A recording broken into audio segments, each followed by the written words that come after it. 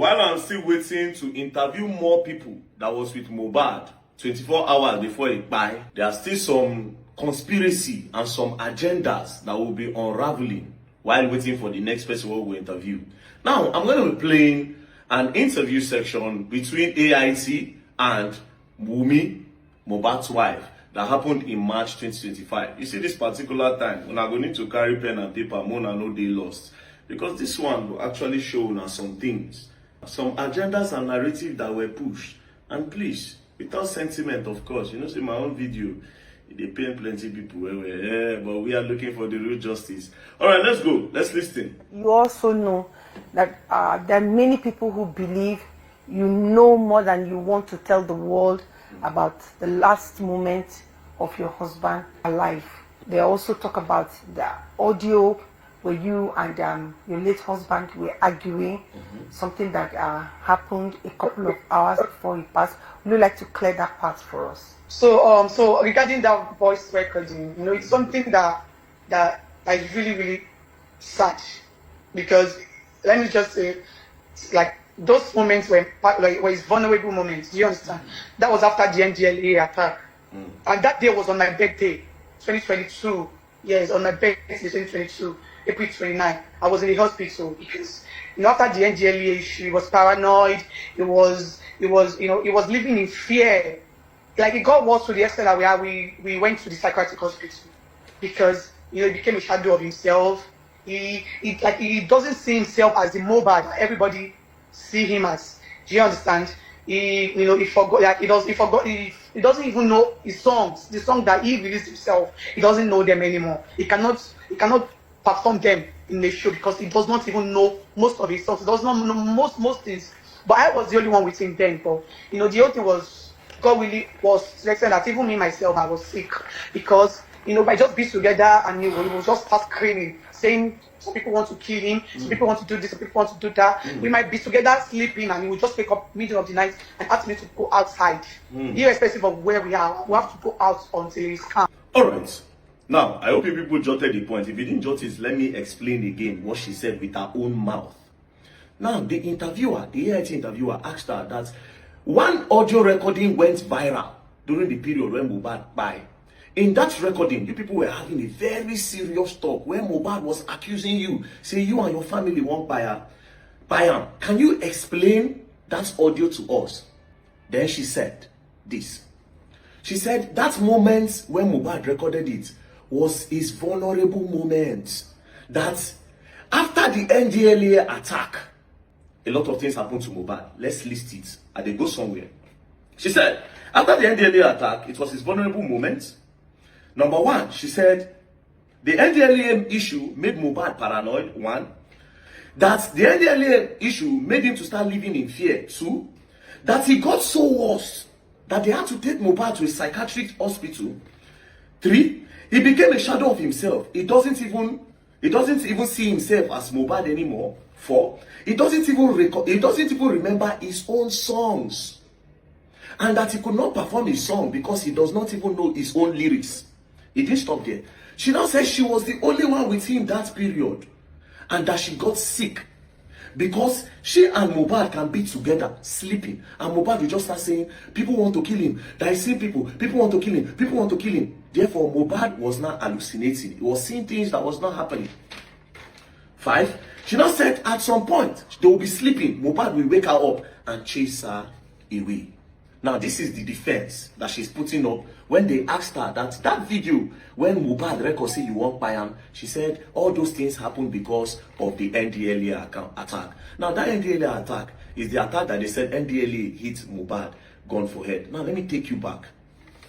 When I interviewed the other girl, I asked her, say that video when Mohbad say Naira Marley won't buy him if anything happened to her, make them hold Naira Marley accountable.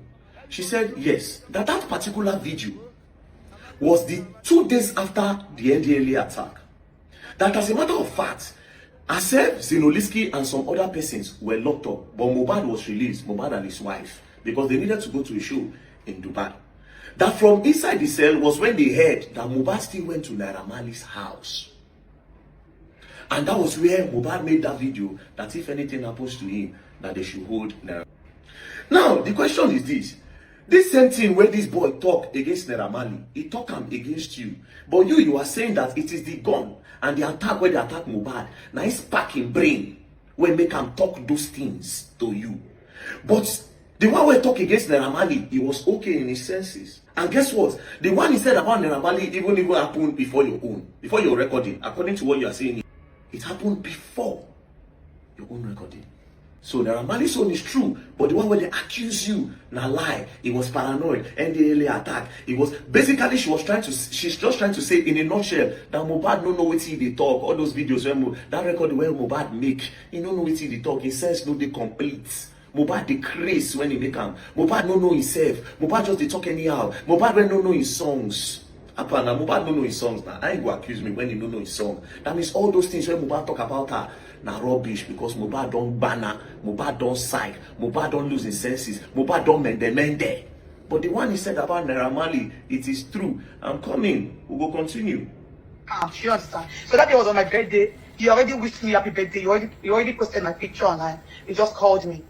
And he was like, where is the phone? Where is his phone? This same phone he was talking about was the same phone I was using. Where is his iCloud? The iCloud he was talking about was the same iCloud I am still using up to this moment. And the iCloud is his name. And that is the same iCloud myself and him were using. You know, he was just saying different things. Where is his phone? The phone he was talking about. Okay, I get the background of that. I get the background of that. But real quickly, because our time is almost up. Okay, let me try to just summarize that. So yeah. So I did that voice note because it was on my birthday and because I was sick. So I was not expecting him to talk to me in such a manner, and I was so sad. So I had to do the recording on a friend's phone to play to him. Let me stop it there.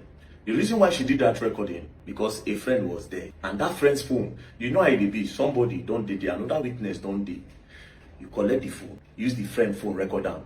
Do you know how that recording came out? That recording, now that friend phone did. It wasn't her that released that recording. Now the people went that her friend sent them to, just the way that friend that recorded that thing, that had that recording on her phone, sent it to mommy's girl.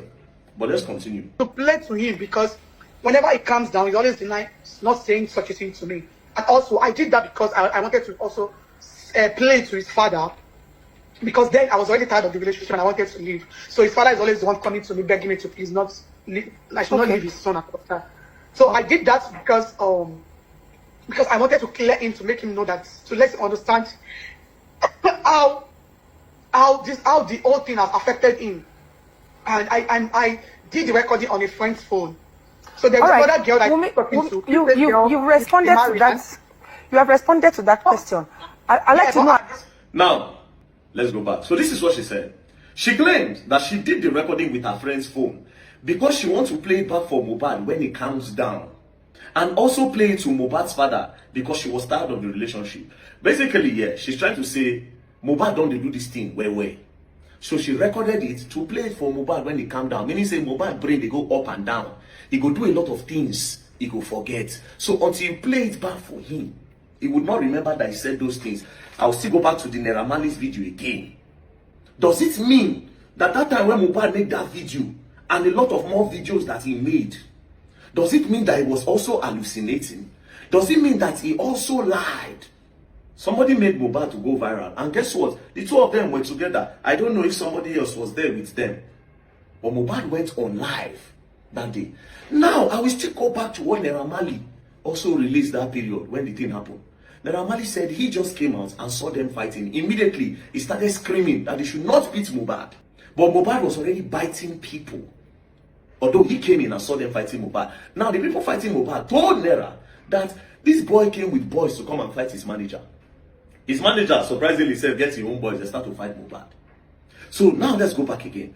Wumi is saying that she claimed that the recording, that she did it with her friend's phone in order to play it for Mohbad when his brain don't calm down. And also to play it for Mohbad's father, that if you like say your pikin head no correct, see what he did do. Do you understand?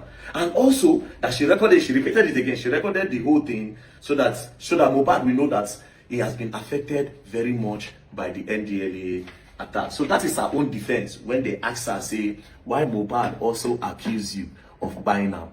Now, let me tell you something. You see that time Mohbad buy, a lot of agendas and a lot of narrative were flying. A lot of people stationed in one place. As we go on for this case, when I go see them, a lot of people stationed for one place they push narrative in order to cover something. Now that thing where they won't cover now we won't open. You see another thing where these people do. When they announce recently, say corona inquest don't finish, say now the nurse they won't charge, all of them don't get problem again. No, none of them argue, say na lie, no be the nurse. So why did you people start pushing narrative towards another corner? Why did she go and post on the first day that they have taken him away from me? This one, that one, that one, that one, in order to take people's attention to this place. Again, Instablog say like ear infection. I see somebody say, oh, Instablog tag Pulse Niger. Pulse NG said Mohbad don't buy. They don't talk with him buy him. And Instablog put ear infection. I study a lot. I didn't go to school, but I study a lot. So you can see that some agenda and narrative were deliberately being pushed to hide something. But we did this matter. You're going to learn, and you will learn the hard way. Don't play.